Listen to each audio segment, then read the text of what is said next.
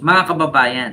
Ito na ang ating pag-uusapan ngayon mga kababayan ay patungkol po ito sa DOJ at sa mga DDS na fake news. Ayan na mga kababayan ha.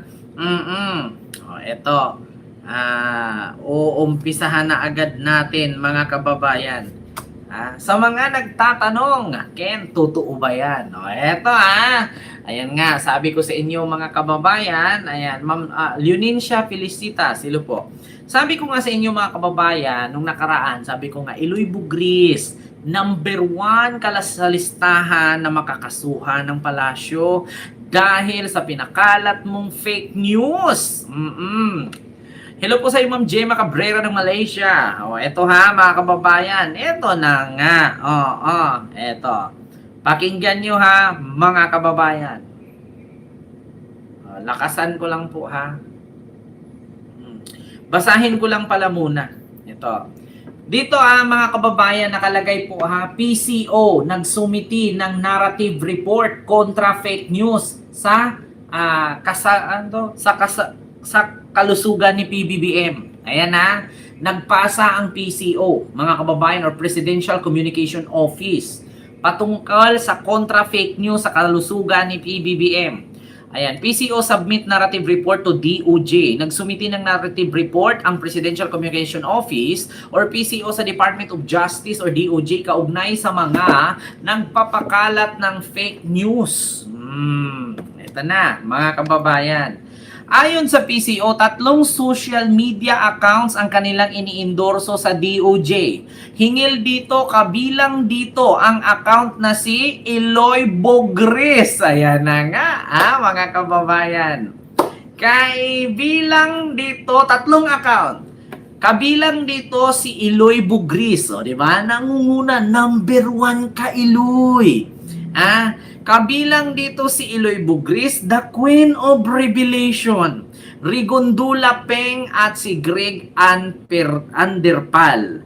I-refer ng DOJ sa National Bureau of Investigation or NBI ang narrative report na isinumite ng PCO upang maimbestigahan ang mga naturang vlogger na mahiinan ng criminal charge or mahainan or makasuhan ng criminal charge. Matatanda ang nilinaw ng Pangulo sa isang press conference nitong Lunes, April 3 na mabuti ang kanyang kalusugan. Ayan na. First runner-up, Eloy Lechugas kang pistinyawa kang bidlatibay kang dipoga kalintian ka. Eloy Bugris, number 1. Ayan na mga kababayan. Wait lang Sige, hanapin natin Dito. Kaya sabi ko sa inyo mga kababayan mark my word. Eloy Bugris, mangunguna ka. Eto na mga kababayan. PCO submitted its endorsement of its narrative report on 3 social media accounts perpetuating fake news or misinformation about the health of the president. So this comes following the MOA signing last Monday between the DICT, Department of Communications Technology, the PCO, and the DOJ to combat fake news. So one of the fake news being perpetuated rampantly and prevalently recently ay yung health ni President Ferdinand Marcos Jr. And so to put a stop to the fake news, a narrative report was endorsed to the DOJ, subscribed of course by our members of the PCO on the social media accounts detailing may sakit nga po ang Presidente when in fact wala po. Yung si Castro mentioned 3 personalities. Can we name the 3 personalities po ba? Pakinggan nyo 3 personalities. The Presidential Communications Office, through its anti-fake news desk, has endorsed the DOJ, as mentioned kanina. Ma'am Selpa, hello po. So yung account na nandito po ay ang Eloy Bugris, the Queen of Revelations. Ayan na, Eloy Bugris, the Queen of Revelation. Bilat siyang Eloy. Gagano na naman yan. Potang ina ka, Eloy Bugris. Ayan na nga, sinabi ko sa'yo, na uuwi ka ng Pilipinas, di buga ka, animal ka.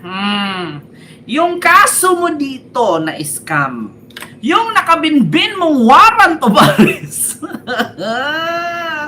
Ayan na, Eloy Bugrish, uuwi ka ng Pinas.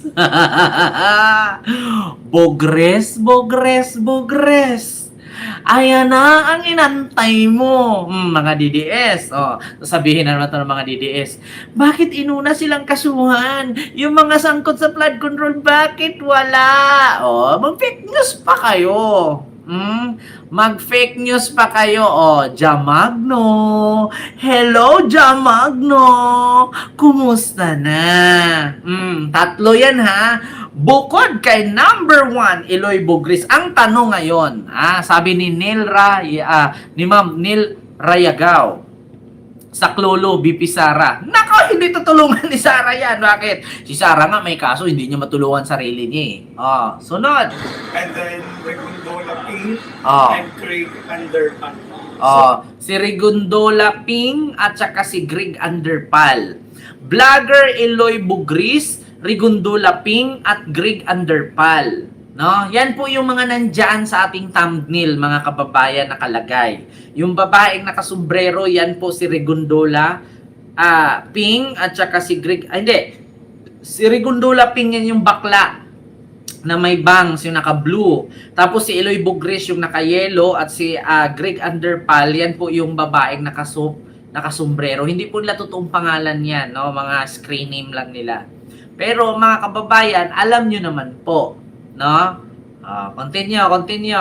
Sila po yung tatlo na nasa information namin na in-endorse namin sa DOJ. May we know ano pong background nila? Mga vloggers po ba sila?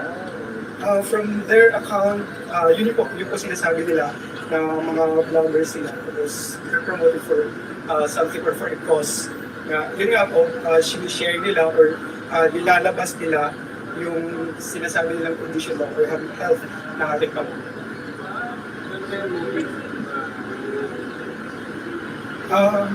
We can say, syempre, one thing is certain, malicious po ang pag-release ng fake news na to. Ayan. Narinig mo na, Eloy Bugris. Eloy Palaikit. Narinig nyo na. Sa mga DDS dyan, ano naman sasabi ninyo? Kasama ba si Jamagno? Hindi po, kalaban ni Jamagno yan, si Eloy Bugris. Kalaban ni Annabel Rama yan, si Eloy Bugris. Ngayon, Eloy Bugris, ano na nangyari? Andyan ka na. Ang daming fake news sa Pinas, ba't di unahin? Ayan na naman si Maribel Sugita. Yan na naman tayo sa maraming fake news sa Pilipinas, ba't di unahin? Hindi po lahat ng nasa Pilipinas nagfi-fake news ay haharapin yan, mga kababayan. Inuna po yung mga nasa ibang bansa kasi malakas ang loob nila kasi ang akala nila nasa ibang bansa sila. Ngayon, 'di ba? Sabi ko sa inyo mga kababayan, nga kayo ngayon, sasabihin na naman yan ni Eloy, bilat siyang tibay, bilat siyang dipuga, scam guys, scam talaga. Yung pinasa sa akin sa GC hindi pala totoo, 'di ba? Sakit ng mga DDS yan eh. Kapag ka nagpasa ka sa GC, tapos tinignan mo na ganyan si Marcos, nagkaganon si Marcos, nakahilatay, naka-edit, 'di ba? I-share nila 'yan, Hindi nila iniisip na fake pala 'yon, Ending sila yung nakasuhan. 'Di ba? Dami kasi sa FB puro fake news mababasa mo. Ang sagot po kasi diyan, mga kababayan, hindi nga po lahat ng mga nasa FB nagshi-share ay inaano ng gobyerno, mga kababayan. Kasi yung iba diyan, mga tanga-tangang DDS 'yan. Kaya alam mo naman yung mga DDS, nakita mo na ng fake news, i-share pa. Diyos ko, sa totoo lang mga kababayan, kung lahat yan, pagtugunan ng pansin ng gobyerno, ang daming makulong. Ang daming makulong talaga, sa totoo lang. Nako, ang dami-daming DDS, mga kababayan. Sino bang gusto nyo mga kababayan na iparating natin sa Malacanang? Sino bang gusto ninyo na iparating natin sa Malacanang? Tignan natin kung hindi mga lumpasay, pag-iyakan yung mga yan. Di ba? Kita nyo ha, mga kababayan. Iparinig natin ulit. Gusto nyo bang marinig? Ito po. kapag ano nito, no, pag-release ng fake news na to. Which is why the appropriate endorsements of the narrative reports of these accounts are being submitted to the DOJ. Hindi po sabihin yan, just to be clear, hindi po to formal complaint. Ang mangyayari po dito, knowing that the DOJ cannot be a formal complainant or a private complainant to a case, i-endorse po ng DOJ, o the PCO has endorsed it to us, in turn the DOJ will endorse it to the proper investigative agency, yan po NBI. Diba, NBI po mag-check if yung facts, the evidence submitted in this endorsement report warrant the filing of criminal charges. Okay, so yung po yung titignan ng NBI. So we really can't, so what we can be sure of is malicious po ang pag-spread ng fake news na to, because clearly it is not true. Okay? And hindi lang po ito yung health ng president. Previously, there was also a previous endorsement by the PCO regarding misinformation being spread on the national emergency, diba? The national energy emergency. So even with respect to that issue, marami pong umiikot na maling balita, na maliciously. So again, because of the MOA signing, the interagency coordination between the DICT, the PCO, and the DOJ, we hope to put a stop to these fake news. Sir, how soon naka-refer po nito sa NBI? Oh, and the soonest time, Pulo, once it's with us, wala na pong gagawin dyan ng DOJ except to refer it to the NBI. Okay, so as to when exactly, can't give a specific date, but soon. Okay, right away po yan. Because again, we want them to act as swiftly as possible to file the appropriate criminal charges if warranted.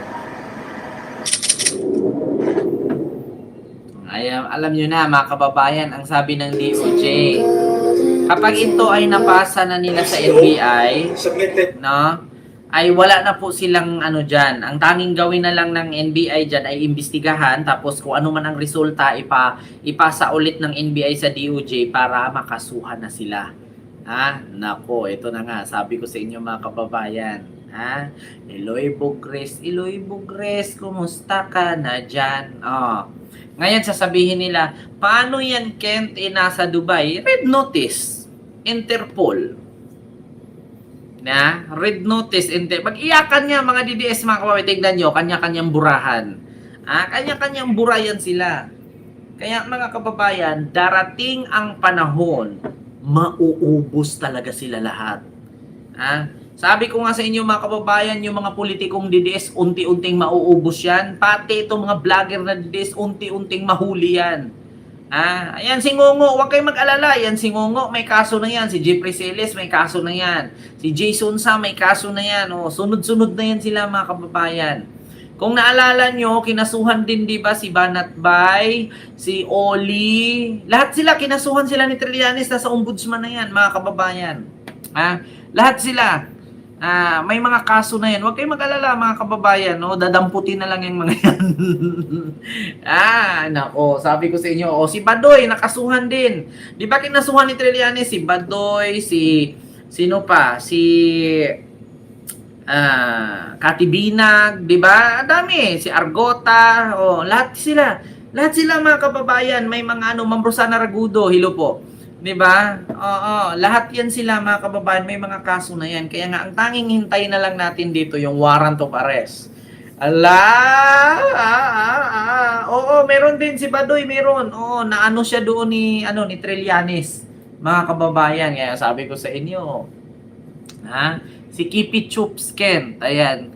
Alam ko meron din doon kay Trillanes, basta sa lahat doon ng ni Senator Trillanes, mga kababayan. Kaya nga sabi ko sa inyo, ay ingat-ingat kasi kayo. Ang hirap yung kasing ang hirap kasi ninyong paliwanagan mga DDS. Ang hilig yung gumawa ng fake news. Alam niyo yung pag may nag-post ng ganito, halimbawa, magsabi kay BBM ganyan, shinare nila agad. Hindi nila iniisip na yung shinare nila kung totoo ba, hindi ba? Hindi katulad sa atin mga kababayan na kapag nag-vlog tayo, nag-live tayo, katulad nito, nag-live tayo ngayon, ang topic natin dito ay patungkol kay Eloy Bugris, kay Rigondo Lapeng, at kay Craig Underpal. So at least mga kababayan, galing ito sa News 5 together with may salita na ang DOJ at ang PCO. So, hindi tayo fake news. Nag-share lang tayo ng information. Kaya sabi ko sa inyo mga kababayan, iyakan ngayon yung mga DDS eh.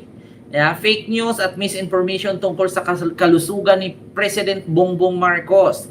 Ayun, vlogger Eloy Bugris, Regondola Peng at Greg Anderpal nais paimbestigahan ng DOJ sa NBI. Ala. At pagkatapos kung ano man resulta ay mabigyan ng criminal charges. Yan, sabi ko sa inyo mga kababayan. Ha? Actually mga kababayan, si Maharlika, mahirapan po talaga tayo dyan. Kasi nasa US na kasi siya. Oo, ang kaso kasi na cyber libel sa US mga kababayan, wala yan eh. Kumbaga ano lang sa kanila yan. Hindi katulad dito na ang cyber libel sa Philippines mga kababayan ay talagang kriminal. Makukulong ka talaga ng ilang taon.